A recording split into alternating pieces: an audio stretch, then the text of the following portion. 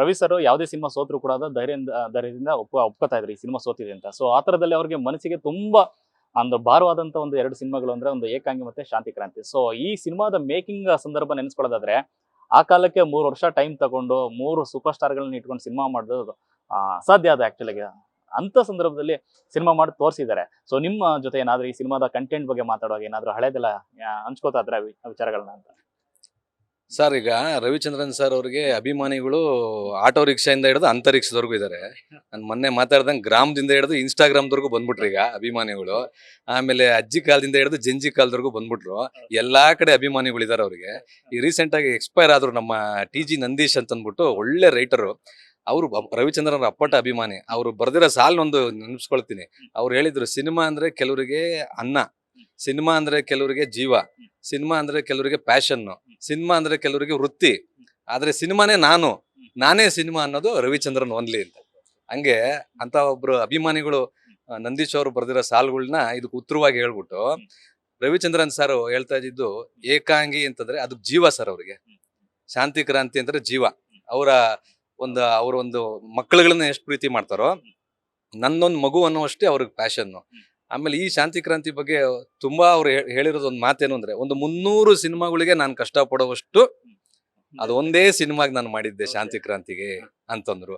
ಆಮೇಲೆ ಅವ್ರಿಗೆ ಯಾವುದೇ ಒಂದು ವ್ಯಕ್ತಿಗೆ ಸರ್ ಅರ್ಧ ಶೂಟಿಂಗ್ ಮಾಡ್ಬೇಕಾರನೆ ಸ್ಟಾರ್ಟಿಂಗ್ ಅಲ್ಲೇನೆ ಅವ್ರಿಗೆ ಇದು ಯಾಕೋ ಕೈ ತಪ್ಪಿದೆ ಅಂತ ಗೊತ್ತಾದಾಗ ಅವರ ತಂದೆ ಅವರದಂತ ನಮ್ಮ ನಿರ್ಮಾಪಕರ ಇಡೀ ಚಂದನವನದ ಪಿತಾಮಹ ವೀರಸ್ವಾಮಿ ಸರ್ ಅವರು ಹೇಳಿದ್ರಂತೆ, ಇದು ನಮ್ಮ ಒಂದು ಗೌರವ. ಇಷ್ಟೊಂದು ಜನ ರಜನಿಕಾಂತ್ ಸಾಹೇಬ್ರು, ನಾಗಾರ್ಜುನ್ ಸಾಹೇಬ್ರು ಎಲ್ಲಾರು ಒಪ್ಪಿಟ್ಟಿದ್ದಾರೆ, ಇದನ್ನ ಕ್ಲೀನಾಗಿ ಮುಗಿಸ್ಲೇಬೇಕು ಅಂದಾಗ ಶಿರಸಾವಹಿಸಿ ಪಾಲಿಸಿ. ಯಾಕಂದ್ರೆ ತಂದೆ ವಾಕ್ಯವನ್ನ ಹೇಗೆ ಪಾಲಿಸ್ಬೇಕು, ಪಿತೃವಾಕ್ಯ ಪರಿಪಾಲಕ, ಆ ತರದೊಂದು ಶ್ರೀರಾಮ ಯಾರಿದ್ದಾರೆ ಅಂತಂದ್ರೆ ನಮ್ಮ ಕನ್ನಡ ಇಂಡಸ್ಟ್ರಿಯಲ್ಲಿ ರವಿಚಂದ್ರನ್ ಸರ್. ಅವರು ಆ ಪಿತೃವಾಕ್ಯಕ್ಕೆ ಪರಿಪಾಲನೆ ಮಾಡಿ ಇಡೀ ಸಿನಿಮಾನ ಬಹಳ ಚೆನ್ನಾಗಿ ಮುಗಿಸ್ಕೊಡ್ತಾರೆ. ಈ ನೆನಪುಗಳನ್ನ ಒಂದಷ್ಟು ಹಂಚ್ಕೊಂಡಿದ್ದಾರೆ. ಮತ್ತೆ ಒಂದ್ ಮಾತು ಹೇಳಿದ್ರು, ಇದೊಂದು ವಿಷಯ ಏನು ಅಂತಂದ್ರೆ ಎಡಿಟಿಂಗ್ ಟೈಮ್ ಅಲ್ಲಿ, ಯಾಕಂದ್ರೆ ಅವಾಗೆಲ್ಲ ರೀಲ್ಗಳು, ಇವಾಗ ನೀವು ಬಾಹುಬಲಿ ಸಿನಿಮಾ ಆಗಿರ್ಬೋದು, ಇನ್ನೊಂದ್ ಯಾವ್ದೋ KGF ಆಗಿರ್ಬೋದು, ದೊಡ್ಡ ಯಾವುದೇ ಸಿನಿಮಾ ಆಗಿರ್ಬೋದು ಸರ್, ಏನೇ ಆದ್ರೂ ಹಾರ್ಡ್ ಡಿಸ್ಕ್ಗೆ ಒಂದ್ ಕಂಪ್ಯೂಟರ್ ಅಲ್ಲಿ ಕುತ್ಕೊಂಡು ಎಷ್ಟು ದೊಡ್ಡ ಸಿನಿಮಾ ಆದ್ರೂ ಅಷ್ಟರಲ್ಲೇ ನೀವು ಮುಗಿಸ್ತೀರಾ ಎಡಿಟಿಂಗ್. ಸರ್ ರೀಲ್ಗಳು ಸರ್ ಅವ್ರು ಅಷ್ಟು ವರ್ಷ ಶೂಟಿಂಗ್ ಮಾಡಿದ್ದಾರೆ.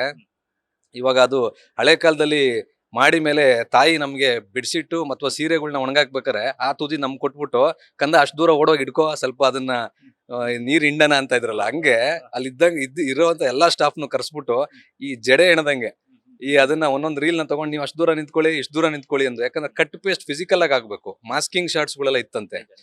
ಆ editing ನೆನ್ಸ್ಕೊಂಡ್ರೆ sir mostly ಅವ್ರೊಂದು Kalyana Mantapa ತರದೇ book ಮಾಡಿ ಫುಲ್ ರೀಲ್ಗಳನ್ನೆಲ್ಲ ಸ್ಪ್ರೆಡ್ ಮಾಡ್ಕೊಂಡು ಫಿಸಿಕಲ್ ಎಡಿಟಿಂಗ್ ಸರ್. ಸೊ ಈ ಒಂದು 3 ಅಂಶಗಳನ್ನ ನೆನಪಿಸ್ಕೊಳ್ಬಹುದು ಶಾಂತಿ ಕ್ರಾಂತಿ ಅವರು ನನ್ಗೆ ಹಂಚಿರೋದ್ರಲ್ಲಿ. ಇನ್ನು ಸಾಕಷ್ಟು ವಿಷಯಗಳಿರುತ್ತೆ, ಈ 3ನ್ನ ಒಂದು ಸೂಚ್ಯವಾಗಿ ಹೇಳ್ಬೋದು. ಸರ್, ವೀರಸ್ವಾಮಿ ಅವ್ರ ಬಗ್ಗೆ ಮಾತಾಡ್ತಿದ್ದಾರೆ. ಯಾಕಂದ್ರೆ ಅಂತ ಸಂದರ್ಭದಲ್ಲಿ, ಯಾಕಂದ್ರೆ ರಜನಿಕಾಂತ್ ಅವರಾಗ್ಲಿ ನಾಗಾರ್ಜುನ ಆಗಲಿ ಪ್ರೀತಿಯಿಂದ ಡೇಟ್ಸ್ ಕೊಟ್ಟಿದ್ದಾರೆ ಅಂದ್ರೆ ಉಳಿಸ್ಕೋಬೇಕು, ಅದೊಂದು ಮರ್ಯಾದೆ ಪ್ರಶ್ನೆ ಅನ್ನೋದು ಇದೆಯಲ್ಲ ಸರ್. ಆಸ್ ಅ ನಿರ್ಮಾಪಕರಾಗಿ ಸಿನಿಮಾದ ಗೆಲುವು ಏನೇ ಇರ್ಬೋದು, ಬಟ್ ಅದನ್ನ ಮಾಡಿ ತೀರಿಸ್ತೀವಿ ಅಂತ ಇದೆಯಲ್ಲ ಸರ್, ಅದೊಂದು ಗಟ್ಟಿದ್ದಾರೆ ಅಂತ ನನ್ಗೆ ಅನ್ಸುತ್ತೆ. ಹೌದು ಸರ್, ರವಿಚಂದ್ರನ್ ಸರ್ ಅವರು, ವೀರಸ್ವಾಮಿ ಅವರು ಸಾಹೇಬ್ರು ಹೇಗೆ ಅದನ್ನ ಒಂದು ಸಂಸ್ಥೆಯನ್ನ ಕಟ್ಟಿದ್ರು, ಅದನ್ನ 100 ಮಡಿ ಕುಳಿಸಿದ್ದು ರವಿಚಂದ್ರನ್ ಸರ್. ಎಷ್ಟೋ ಸರಿ ಅವರು ಹೇಳ್ತಿರ್ತಾರೆ, ವೀರಸ್ವಾಮಿ ಅವರ ಮಗ ರವಿಚಂದ್ರನ್ ಅವರು ಅನ್ನೋದಕ್ಕಿಂತ ರವಿಚಂದ್ರನ್ ಸರ್ ಅವರ ತಂದೆ ವೀರಸ್ವಾಮಿ ಅವರು ಅನ್ನೋ ತನಕ ತಗೊಂಡ್ಬಂದ್ರು ಸರ್. ಅದು ಒಂದು ಹೆಗ್ಗಳಿಕೆ ಯಾವಾಗ್ಲೂ ಕೂಡ. ಆಮೇಲೆ ಆ ಸಂಸ್ಥೆ ಗೊತ್ತಲ್ಲ ಸರ್ ನಿಮಗೆ, ನೋಡಿ ಸರ್ ಹೆಂಗಿದೆ ಅಂತಂದ್ರೆ, ಆ ಸಿನಿಮಾದಿಂದ ಬುಲೆಟ್ ಪ್ರಕಾಶ್ ಸಾರು ಚೈಲ್ಡ್ ಆರ್ಟಿಸ್ಟ್ ಆಗಿ ಪಾದಾರ್ಪಣೆ ಮಾಡಿದ್ರು, ಆಮೇಲೆ ಸ್ಟಾರ್ ಆಗಿದ್ದಾರೆ. ಅನುಪ್ರಭಾಕರ್ ಮೇಡಮ್ ಅವರು ಆಮೇಲೆ ಚೈಲ್ಡ್ ಆರ್ಟಿಸ್ಟ್ ಆಗಿ ಬಂದ್ರು, ಆಮೇಲೆ ಸೂಪರ್ ಸ್ಟಾರ್ ಆದ್ರು. ಆಮೇಲೆ ಯಾರು ಸುಮಾರು ಜನ, ಮಾಸ್ಟರ್ ಆನಂದ್ ಸಾರು, ಮಾಸ್ಟರ್ ಮಂಜುನಾಥ್ ಸರ್ ಇದ್ದಾರೆ, ಸುನಿಲ್ ರಾವ್ ಸರ್ ಇದ್ದಾರೆ, ಎಕ್ಸ್ಕ್ಯೂಸ್ ಮೀ ಮುಖಾಂತರ ಅವರು ಬಿಗ್ ಸೂಪರ್ ಸ್ಟಾರ್ ಆದ್ರು. ಸೊ ನೋಡಿ ಸರ್, ಎಷ್ಟು ಜನ ಅದರಲ್ಲಿ ಆ ಕಲಾವಿದರು ಅಲ್ಲಿ ಒಂದು ಪೇಚಕ್ ಇಸ್ಕೊಂಡು ಅಥವಾ ಒಂದು ಅನ್ನ ತಿಂದು ಈಶ್ವರಿ ಸಂಸ್ಥೆಯಿಂದ ಆಚೆ ಬಂದವ್ರು ಎಲ್ಲರಿಗೂ ಸರ್ ಕಟ್ಟಿಟ್ಟ ಬುತ್ತಿ ಸರ್ ಸಕ್ಸಸ್. ಅದಕ್ಕೆ ಅವ್ರನ್ನ ಮಿದಾಸ್ ಟಚ್ ಅನ್ನೋದು. ನಮ್ಮ ಪುನೀತ್ ರಾಜ್ಕುಮಾರ್ ಸಾಹೇಬ್ರು ಪೂರ್ತಿ ಅವರ ಲೈಫ್ ಲಾಂಗು ಎಲ್ಲಾ ಸಿನಿಮಾಗಳಲ್ಲೂ ಕ್ಲಾಪ್ಗೆ ರವಿಚಂದ್ರನ್ ಸರ್ ಇಲ್ಲ ಅಂದಿದ್ರೆ ಅವ್ರ ಸಿನಿಮಾನೇ ಸ್ಟಾರ್ಟ್ ಮಾಡ್ತಾ ಇರಲ್ವಂತೆ. ಸೊ ಈ ತರ ಪ್ರೊಡಕ್ಷನ್ ವ್ಯಾಲ್ಯೂಸ್. ಇನ್ನೊಂದು ಮಾತಿದೆ, ನಮ್ಮ ಗಾಂಧಿನಗರದಲ್ಲಿ ರವಿಚಂದ್ರನ್ ಸರ್ ಸಿನಿಮಾ ಶೂಟಿಂಗ್ ನಡೀತಾ ಇದೆ ಅಂದ್ರೆ ಆಚೆಗಡೆ ಬೀದಿಲಿ ಪ್ರಾಣಿ ಪಕ್ಷಿಗಳು ಇರುತ್ತಲ್ಲ, ಅಥವಾ ಬೀದಿ ಮೇಲೆ ಸ್ಟ್ರೇ ಡಾಗ್ಸ್ ನಾಯಿಗಳು ಇರುತ್ತಲ್ಲ, ಅಲ್ಲಿ ತನಕ ಬರುತ್ತಂತೆ ಚಿಕನ್ ಮಟನ್ ಸಪ್ಲೈ. ಅಂದ್ರೆ ತಿಂದು ಉಳಿದು ಎಲ್ಲಾರು ಸಂತೋಷ ಪಟ್ಟು ಎಲ್ಲಾರು ಆನಂದವಾಗಿ ಕೂತ್ಕೊಂಡ್ಮೇಲೆ ಇನ್ನೂ ಉಳಿದು ಪ್ರಾಣಿ ಪಕ್ಷಿ ತನಕ ಹಂಚ್ತಾರಂತೆ. ಸೊ ಈ ತರ ಪ್ರೊಡಕ್ಷನ್ ವ್ಯಾಲ್ಯೂ ಇರುವಂತ ಒಂದು ಸಂಸ್ಥೆಯಲ್ಲಿ ಸರ್ ಅವ್ರ ಕಲಾವಿದರು ಕೂಡ ಗೌರವನೇ ಬೇರೆ. ಮೊನ್ನೆ ದೊಡ್ಡಣ್ಣ ಸರ್ ಜ್ಞಾಪಿಸ್ಕೊಳ್ತಾ ಇದ್ರು, ನಮ್ಗೆಲ್ಲರಿಗೂ ಕೂಡ ಗಾಡಿ ವ್ಯವಸ್ಥೆ ಎಲ್ಲರಿಗೂ ಕೂಡ 5 ಸ್ಟಾರ್ ಹೋಟೆಲ್ಗಳ ವ್ಯವಸ್ಥೆ. ಪ್ರೆಸ್ ಮೀಡಿಯಾದವರು ಸರ್, ಆಂಧ್ರದವ್ರಿಗೆ ಬಂದಿರತಕ್ಕಂಥವ್ರಿಗೆ ಒಂದು ಸ್ಟಾರ್ ಹೋಟ್ಲು, ತಮಿಳ್ನಾಡಿಂದ ಬಂದಿರತಕ್ಕಂಥವ್ರಿಗೆ ಒಂದು ಸ್ಟಾರ್ ಹೋಟ್ಲು, ಕನ್ನಡದವ್ರಿಗೊಂದು ಇನ್ನೊಂದು ಸಪರೇಟ್ ವ್ಯವಸ್ಥೆಗಳು. ಸರ್ ಈ ತರ ಒಂದು ಮೆಗಾ ಕ್ಯಾನ್ವಾಸ್ ನ ಹ್ಯಾಂಡಲ್ ಮಾಡ್ಬೇಕಾದ್ರೆ 3,500 ಜನ ಮಕ್ಕಳಿಗೆ ಟ್ಯಾಂಕರ್ ಗಟ್ಲೆ ಲಾರಿಲಿ ಹಾಲು ಸಪ್ಲೈ ಕೊಡ್ತಾ ಇದ್ರು. ಆಮೇಲೆ ಲಾರಿಗಳಲ್ಲಿ ದೊಡ್ಡ ದೊಡ್ಡ ಇದರಲ್ಲಿ ಲಗೇಜ್ ವೆಹಿಕಲ್ಸ್ ಅಲ್ಲಿ ಬಿಸ್ಕೆಟ್ಸ್ ಬರ್ತಾ ಇತ್ತಂತೆ. ಅಷ್ಟೂ ಜನ 3,500 ಜನ ಮಕ್ಕಳ ಜೊತೆ ಸರ್ ಆ ಪೋಷಣೆ ಸ್ವಲ್ಪ ಜಾಸ್ತಿ ಹೊತ್ತು ಹಿಡಿತು ಶೂಟಿಂಗ್ ಅಂತ ಹೇಳಿದ್ ನೆನಪು ನನಗೆ.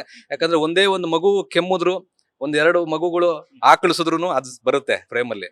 ಸೊ ಯಾವ ಮಗುನು ಡಿಸ್ಟರ್ಬೆನ್ಸ್ ಇಲ್ದಂಗೆ ಒಂದು ಏಕಾತನತೆಯಲ್ಲಿ ಬರ್ಬೇಕು ಅಂತಂದ್ರೆ ಎಲ್ಲರನ್ನು ಒಗ್ಗೂಡಿಸ್ಕೋಬೇಕು ಅನ್ನೋದು Ravichandran sir is the real captain of the ship sir.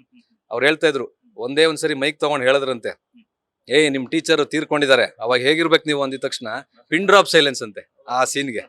So ಈ ತರ ಕಮಾಂಡಿಂಗು ನನ್ನ ಪ್ರಕಾರ sir, okay ready, short ready, reel running, action ಅಂತ ಕಿರ್ಚ್ತಾರಲ್ಲ ಸರ್, ಆ ಕೂಗು ಕನ್ನಡ ಇಂಡಸ್ಟ್ರಿಯಲ್ಲಿ ರವಿಚಂದ್ರನ್ ಸರ್ ಒಂದು ಕೂಗು ಹಾಕಿದ್ರೆ ಇಡೀ ಚಿತ್ರರಂಗನೇ ಆಕ್ಷನ್ ಬರುತ್ತೆ, ರಿಯಾಕ್ಷನ್ ಬರುತ್ತೆ. ಆ ಕಮಾಂಡಿಂಗ್ ಇದ್ದಿದ್ದು crazy star, one and only dream Merchant, real show man ನಮ್ಮ ರವಿಚಂದ್ರನ್ ಸರ್ ಒಬ್ರಿಗೆ. ಹಂಗಾಗಿ ಅಲ್ಲಿ ಬಿಡಿ ಸರ್, ಈಶ್ವರಿ ಸಂಸ್ಥೆ ಅಂತಂದ್ರೆ no worry. When there is Ishwari there is no worry. ಎರಡೇ ಇದ್ದಿದ್ದು ಅವಾಗಿದ್ದ ಕಾಲಕ್ಕೆ ಈಶ್ವರಿ, ವಜ್ರೇಶ್ವರಿ. ಸೊ ಈ 2 ಸಂಸ್ಥೆಗಳು ಏನ್ ಕೊಟ್ಟಿದಾವಲ್ಲ ಸರ್ ಕನ್ನಡಕ್ಕೆ ದೊಡ್ಡ ಕೊಡುಗೆ. ಅದರಲ್ಲಿ ಈಶ್ವರಿ ಸಂಸ್ಥೆ ತಾವು ಗೊತ್ತಿರಂಗೆ ಈ ಬೆಳ್ಳಿ ಪರದೆನ ಬಂಗಾರದ ಪರದೆ ಮಾಡಿದಂತವ್ರು ಅವರೇ. ಆ ಕಾಲದಿಂದನೂ ಕೂಡ ರವಿಚಂದ್ರನ್ ಸರ್ ಇದ್ದಾಗ ಅಲ್ಲಿ ಯಾವ್ದು ಕೂಡ ಚಿಕ್ಕದು ಅನ್ನೋದು ವಿಷಯನೇ ಇಲ್ಲ. ಅವ್ರು ಏನ್ ಕೈ ಹಾಕಿದ್ರು ದೊಡ್ಡದೆ, ಅವ್ರು ಯೋಚನೆ ಮಾಡೋದೆಲ್ಲ ದೊಡ್ಡದೆ. ಹಂಗಾಗಿ ಏಕಾಂಗಿ ಆಗಿರ್ಬೋದು, ಶಾಂತಿ ಕ್ರಾಂತಿ ಆಗಿರ್ಬೋದು, ನೀವು ಗಮನಿಸಿದ್ರೆ ಒಂದು 20% ಈಗ ಏಕಾಂಗಿನೂ ಸ್ಟಾರ್ಟ್ ಮಾಡಿದ್ದಾರೆ ರೀಲ್ಸ್ ಅಲ್ಲಿ. ಏಕಾಂಗಿ ಬರ್ಬೇಕು ನಮ್ಗದು ಒಂದು ಆ ಕಾಲಕ್ಕೆ ಅವ್ರು ಹೇಳಿರುವಂತಕ್ಕಂಥ ಫಿಲಾಸಫಿ ಇವತ್ತಿಗೆ ಅಪ್ಲೈ ಆಗ್ತಾ ಇದೆ.